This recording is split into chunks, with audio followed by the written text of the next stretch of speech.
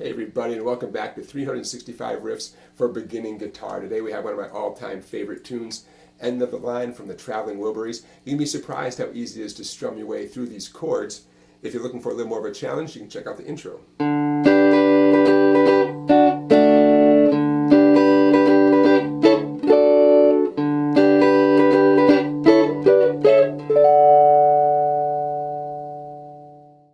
By far the hardest part of this tune is the great intro.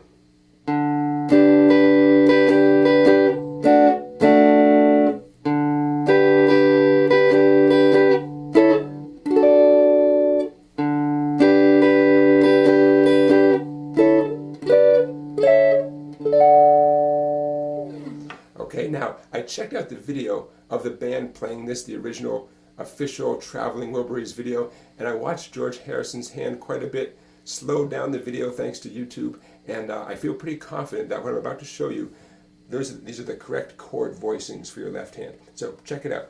Starts off nice and easy, open 4th string. Now we have what feels like a D chord, but it's up in the 7th and 8th positions. Down, up, down, up, down. Those downs and ups are important, okay? So do it just like me. Down, up, down, down. Quickly glide back to a real D chord. Okay, number 2. Same open 4th string. Down, up, down, down. 2 frets higher. 1 stroke. And then an F formation. It's a D chord up here at the 10th, 11th, and 12th frets, but it's the same grip as an F chord. Lastly, 2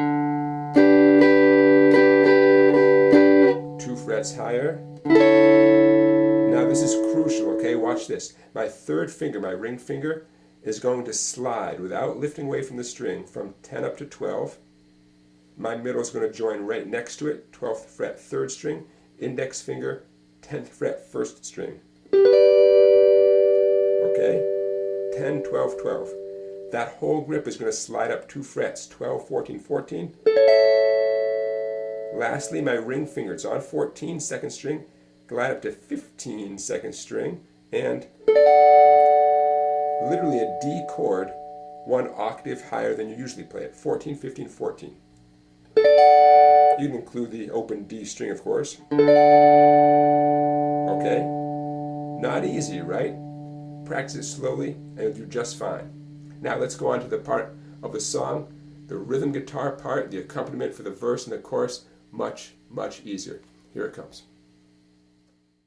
Now here's the skill that you need to play the rhythm guitar part for End of the Line. This will get you through the whole song.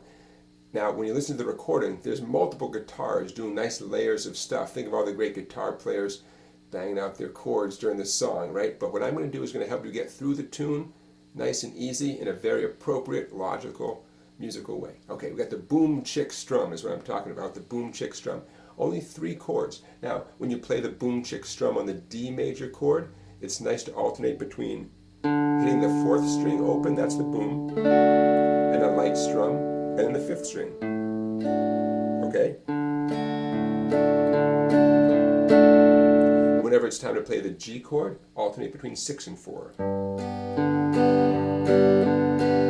And for A, alternate between 5 and 4. Remember, the bigger the number, the bigger the string. So 6 and 1. Okay, big number, big string. All right, so that's the boom chick strum as it applies to this song. Only has 3 chords, this tune, right? Fantastic. So, boom chick, boom chick. Now, to the best of your ability, get that nice alternating thing happening. It's okay if by mistake you hit the same string twice or something doesn't go the exact way you want to. It's all right. Keep on trucking. But to the best of your ability, whatever you do, alternate the bass strings, because if you just hit the same bass string over and over again, it can get a little old, okay? So now let's talk about applying this to the tune. When you see the chord progression going across the screen there, whether it's for the intro or the chorus or the verse, I'm going to write the letter D, or the letter G, or the letter A. Now when you see that one alphabet letter, that one chord named D, what it means is 2 boom chicks like this. D. Boom chick, boom chick. Okay, that's what you do when you see the letter D. When you see the letter G, or the letter A, So you could say it's 2 boom chicks every time you see the alphabet letter. Now, the reason I'm making a big deal about that is because I want to just put the alphabet letters, the chord names on the screen without any other information, and you'll know what to do, right? So let's get down to it. During the intro, at the very end of the intro, right when George Harrison ends up on that very high D chord, that's the beginning of what we're going to do right now, and that's the 2 Ds that you see on the screen there in front of you. So, instrumental intro before the words come in. Boom. That's all. And then we're into the first part of the tune. Now, this first part of the tune, well, it's all right. I'm calling that the chorus, okay? So the song's going to start in the chorus, and you can see D's, G's, back to D's, and a little A, D at the end, okay? It's going to sound like this. A 1, 2, well, it's all right, riding around the breeze. Well, it's all right, if you live and laugh you please. Well, that's 1 time through the chorus. Going to do the exact same thing again. Well, it's all right, doing the best you can. Well, it's all right, as long as you can lend a hand. So just in the chorus, the same thing, 2 lines in a row. Right before the verse, there's 1 more D in there. I'm calling that a little vamp, just to get ready for the verse to come in. So we have a little instrumental. And if you listen closely to the recording, you can hear like kind of a little keyboard sound percolating up there. Nice little build up before we get into the verse. Okay, now the verse, just as easy.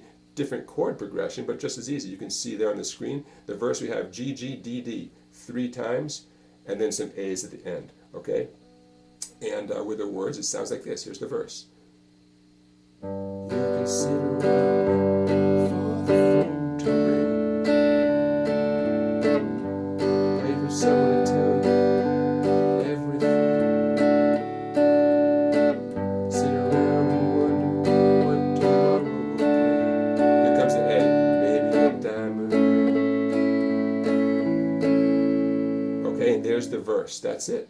That's it. Now, I was playing really lightly there. I'm doing this on an electric guitar. I don't want to get too jangly.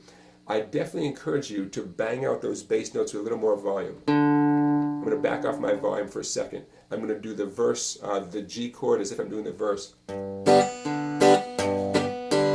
being a little more aggressive now because my volume's not too loud. Okay, now depending on your volume, your guitar, whatever, I definitely recommend hitting those nice and hard, okay, despite the fact that I was playing a little bit softly a minute ago. Now, we've done the intro, we've done the chorus, we've done the verse. That's the whole tune. There's a second chorus and a second verse, a third chorus and a third verse. By the time you get to the chorus for the 4th time, it just repeats over and over again without that little vamp that leads into the verse, because there is no more verse. So the song is just going to be the chorus at the end. The 4th time through the chorus over and over and over again, and then that nice guitar intro comes back again as an outro. And guess what? We're done today. That's it.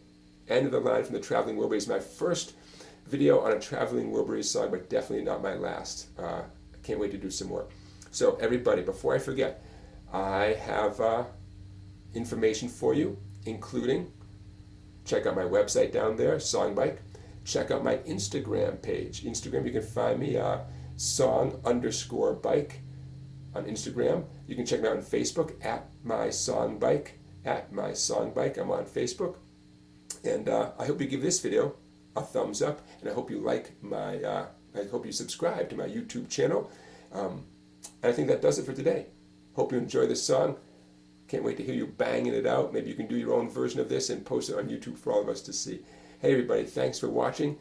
One more video here in the big long list of 365 videos, 365 riffs for beginning guitar, hundreds and hundreds of videos. If you want to see all of them so far, go to my YouTube channel page and find the playlist that's called 365 Riffs for Beginning Guitar.